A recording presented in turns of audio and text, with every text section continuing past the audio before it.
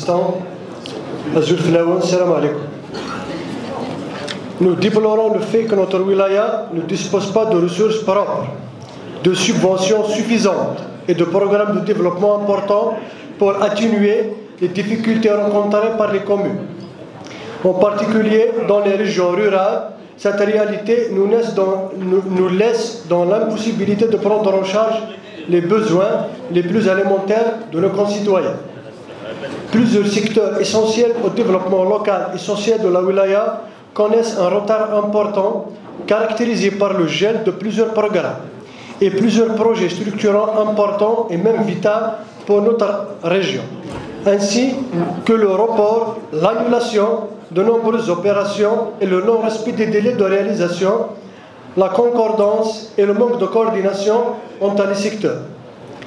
Cela compromet la mise en œuvre des projets d'intérêt public et entrave au développement de notre wilaya et la prise en charge des citoyens de notre wilaya. Pour ça, certaines directions font preuve de lenteur excessive dans le traitement et l'assainissement des dossiers et des programmes existants qui entravent à l'achèvement de ces derniers de plusieurs années, qui est une nécessité pour nos concitoyens. D'où il est nécessaire d'accentuer sur les procédures et de lever de contraintes afin de favoriser la mise en œuvre efficace et active. Monsieur Louali, il est à signaler que la répartition des programmes et des projets entre les communes doit se faire considérablement et particulièrement pour chaque territoire, tel que, en prenant en considération tel que le relief, le nombre de la population, les ressources locales, afin de garantir une répartition équilibrée et efficace. Monsieur Louali, il est à signaler, et même après plusieurs délibérations par cette noble assemblée, qu'aucune suite n'a été donnée concernant le dégel des 5 postes avancés de la protection civile dont les études sont terminées. L'inscription des 14 UPH restants, le PH Mekla, Wassif, Wagnoul et Bni Douala dont les études sont terminées. L'inscription pour la viabilisation du parc industriel Soma qui fait 327 hectares, qui sera le poumon économique de notre wilaya. Et plusieurs projets vitaux à la wilaya qui sont restés sans fin. Pourquoi? Le constat est fait. Nous avons plus de 50% de nos localités, ce qui est d'environ 34 communes sur 67, qui sont dépourvues d'assiettes foncières pouvant recevoir des programmes de l'État, tels que le logement ou d'équipements publics. D'où la nécessité, M. Louali, d'allouer des programmes intercommunaux pour absorber le flux de demandes en attente. Quel est le sort de cette décision prise?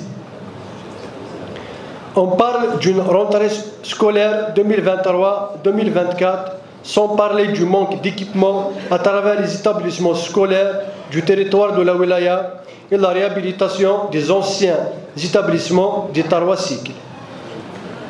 Qu'en est-il, M. Louali, du problème que vit au quotidien les parents d'élèves du cycle primaire entre midi et 13h où les directeurs ferment les établissements et mettent à la rue les petits-enfants sous prétexte du manque de personnel tel que les adjoints d'éducation et le manque de livres scolaires, même pour ceux qui ont perçu la prime de scolarité. Normalement, ils doivent avoir les livres scolaires automatiquement. Ainsi, le manque pour 142 établissements à travers la wilaya de directeurs comme gestionnaires de ces établissements. Aujourd'hui, on est en mesure de déclarer l'état catastrophique des chaussées à travers tout le territoire de la wilaya, qui sont vétustes et toutes dégradées. À l'exemple de la liaison intercommunale Chaoufa, qui dessert plusieurs communes, Mekla, Souama, Iloula, Bouzgan, Efira, El-Hammam, etc. Sur un linéaire de 16 km, de la RN12 vers la CW 250. Entretenu sur un linéaire de 9,5 km première tranche selon la direction des équipements des travaux publics. Désolé. Comme vous le savez, Monsieur Louali, un exemple concret du calvaire que vivent ceux qui empruntent régulièrement ce tronçon, des affaissements, des nids de poules, des crevasses. Le risque d'accident est permanent, tout en essayant de les éviter. Reste la deuxième tranche sur un linéaire de 5 km en réfection qui tarde à voir le jour. Je vous demande, Monsieur Louali, pour ce tronçon restant, la prise en charge ainsi la proposition au classement comme chemin de wilaya ou national vu son trafic important. En revanche, ce qui concerne le secteur des ressources en eau, depuis la notification de la décision pour la réalisation des réservoirs et de la conduite pour le dédoublement de Takseft vers Azazga, rien n'a été concrétisé sur le terrain. On demande des explications aux responsables. Le secteur de l'énergie aussi est un secteur important, du fait que la wilaya de Tizi Ouzou est saturée en termes d'énergie, et ce depuis 2012 à ce jour. Je passe sous le contrôle de Monsieur le directeur de l'énergie. La question aux responsables de ce secteur: quelle est votre stratégie pour remédier à ce phénomène?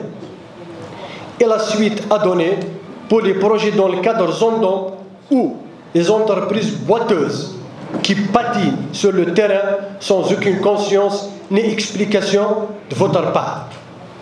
Monsieur Louali, Monsieur le directeur de l'urbanisme, architecture et construction, autant que vous êtes membre du Conseil de l'ordre des architectes de la wilaya, qu'avez-vous fait pour les 72 architectes qui sont sans agrément, et ce depuis janvier 2023 à ce jour, sans aucune explication, où ils sont exclus de toute soumission? Concernant aussi le projet de 2300 logements ADN location-vente au niveau de Ouaddaïsi, vous avez lancé un concours d'architecture pour retenir un bureau d'études, au même moment où l'entreprise a entamé les travaux sur le terrain. Avant de terminer, je voudrais vous annoncer que la wilaya de Tizi Ouzou est classée la dernière wilaya, la 58e à l'échelle nationale en termes de livraison des équipements publics. Je termine. Monsieur le Président, Monsieur Louali, il faut la création d'une commission mixte de contrôle, de suivi des projets accordés à l'exemple d'urbanisme, hydraulique, travaux publics, énergie, etc. pour l'accompagnement des collectivités locales en vue de lever les contraintes qui peuvent surgir et de permettre une avancée au développement local et régional. Merci. Merci, M. Agri.